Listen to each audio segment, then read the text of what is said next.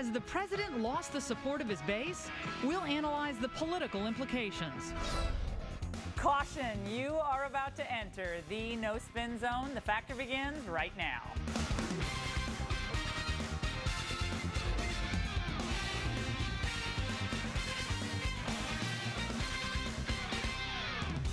Hi, everybody. I'm Laura Ingram, in tonight for Bill O'Reilly. Thanks for watching us. Demonizing the opposition. That's the subject of this evening's Talking Points memo. Poll after poll shows that elites have totally lost the argument on a number of critical issues in America. Healthcare reform, the stimulus, borders, and now the Ground Zero Mosque. And when it comes to the mosque, its supporters have chosen not to debate, but to demonize. So if you think the mosque should be moved, you're an anti-Muslim bigot. If you question past statements made by its founders, you're guilty of hate speech. Well, the problem with this tactic, of course, is that an overwhelming majority of Americans and New Yorkers think the mosque should be built elsewhere. So, are we all just simply a nation of nasty, intolerant haters? Of course not. This issue has never been about Muslims' right to build a mosque. It's about the propriety of doing so when so many have such deep reservations about the location. The slanderous charges of bigotry are meant to do one thing and one thing only: silence dissent. We've seen the same thing on college campuses where liberal elites profess their love of dialogue and debate until they start losing the debate. Slanderous, unfounded charges of bigotry are too often the liberals' last refuge. And hurling invective is easier than explaining how they can support the project of a man who believes America is guilty of heinous crimes against Muslims. Barack Obama campaigned as a uniter, not a divider. So, Mr. President, convince your friends and supporters to stop demonizing the good people of America. Tell your pals to defend their positions on the merits. Debate. Don't intimidate.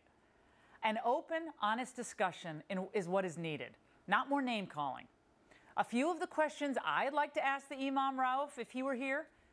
Do you still believe that America has more blood on her hands than Al-Qaeda? And what did you mean when you called America the most Sharia-compliant nation on earth? And finally, how has your insistence on proceeding with this project over the public outcry actually helped build interfaith trust? Or are we now to be considered Muslim bashers for merely raising these questions? And that's the memo. And now on to the top story tonight, another point of view on this. Joining us now from Irvine, California, Miguel Ali Hasan, a Muslim and a self-described Bush Republican who campaigned for President George W. Bush. But first, I want to get your reaction to this political ad put out by a conservative group in Iowa.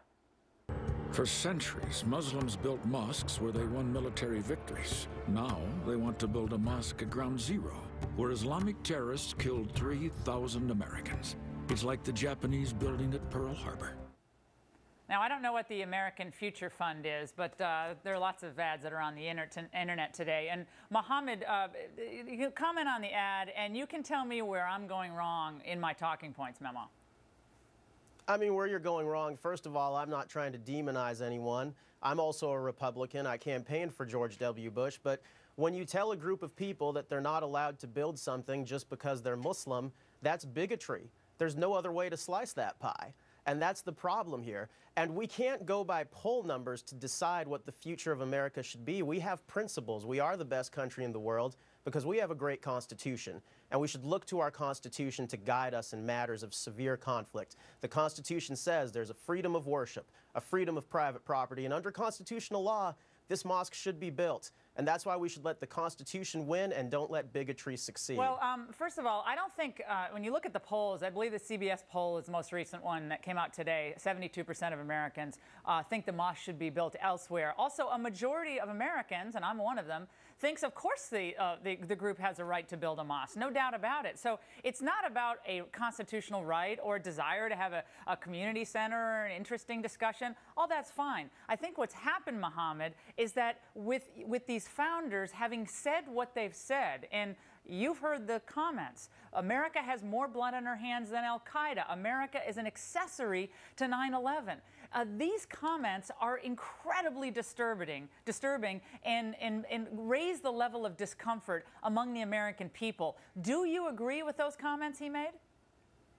Well, I have my disagreements with them, but again, there's two things I want to answer to. Number one, in times of conflict, again, I know what the poll numbers say, but in America, we don't go by poll numbers, we go by the Constitution. No, but we just made the point. Nobody disputes the right. Let me finish, but the civil But you're making an argument that no one's arguing with you. No one's arguing with you. The civil rights movement also had people who were against it. The majority was against that too. You're saying this is the same as the civil rights movement? We should look for the Constitution to guide us.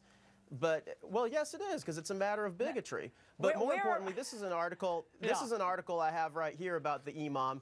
Imam Faisal Rauf has helped the FBI with counterterrorism to go after Al-Qaeda. He's also helped the State Department. Why won't you answer the question about his statements? Clearance. Mohammed, well, you won't Laura, answer the question. I don't think that's why people are upset. I don't They're think not you can upset question. That he helped the FBI. They're not upset about that at all. You can't question a man's patriotism when he's helping the FBI to go after Al-Qaeda. You can't question those statements? Are you kidding me? He won't swear off Hamas as a terrorist organization. They won't answer specific questions about the funding of this building. Those aren't legitimate questions. Those aren't reasons for the American people to wonder what exactly is going to be going on in this building and why the insistence over the public outcry of that precise location. Why that location? Why is that so important? Laura, that congregation has been there for around 25 years now. Lower Manhattan is their home. It was their home before the tragic 9/11 attacks. That wasn't a mosque before 9/11. That was a place where people occasionally prayed. That wasn't a mosque. That wasn't a 15-story, $100 million extravaganza. That's absolutely inaccurate. Laura, no, their congregation was there for 25 years. They were in the Lower Manhattan area. They've bought this property and they've decided it's going to be their new home. Well, it's in the same area, Laura.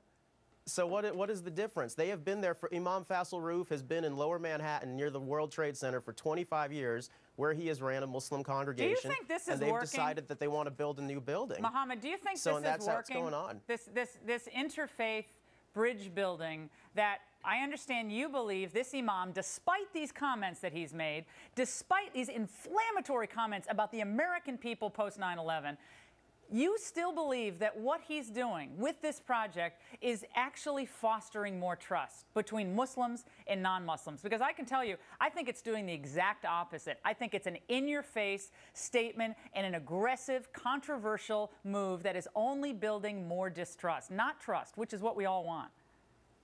Laura, I do agree with you on that. It's been very tough for me as a Muslim, for everyone in America. I do agree with that. But ultimately, I'm an American and a constitutionalist first. I'm a Muslim second.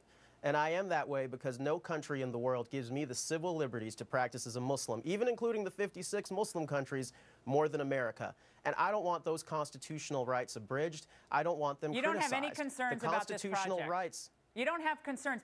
Again, the Constitution, right, you keep going back to the red herring. Nobody's arguing that they don't have the right to build the mosque. It's a question of the sensitivity to the families who don't want it there and the sensitivity to 63% of New Yorkers who lived and worked and live in this city and don't want it in that location. It's about propriety, not constitutionality. I mean, I'm a student of the Constitution as well. I appreciate your points. That's not what people have a problem with.